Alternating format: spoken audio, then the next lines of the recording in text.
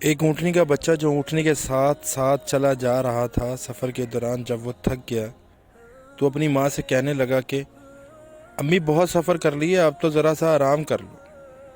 اونٹنی جواب دیا، بیٹا میری مہار میرے ہاتھ میں نہیں ہے، اس لیے میں اپنی مرضی سے نہیں ٹھہر سکتی ہوں۔ میں اگر خود مختار ہوتی تو بوجھ کبھی نہ کھینچتی۔ ہر شخص تقدیر کے آگے بے بس اور اپنے نصیب کا قیدی ہے، اپنی مرضی سے اور تقدیر کے خلاف کچھ نہیں کر سکتا۔ کشتی وہیں جا کر رکتی ہے جہاں تقدیر چاہتی ہے، نہ خدا کی برہمی یا ناراضی اس پر اثر انداز نہیں ہوتی۔ حضرت شیخ سعدی رحمۃ اللہ علیہ کسی کے سامنے دستے سوال دراز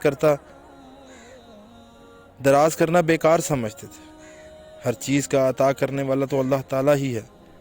حق کے عارفوں کو اللہ تعالیٰ کا دروازہ کافی ہے، کیونکہ اگر وہ کسی کو دھتکار دے تو اس کو کہیں بھی یار نہیں ملتا۔ اگر اللہ میاں کسی کو خوشبختی عطا کر دے تو اس کے لیے باعث فخر ہے، ورنہ نامرادی تو مقدر ہے ہی۔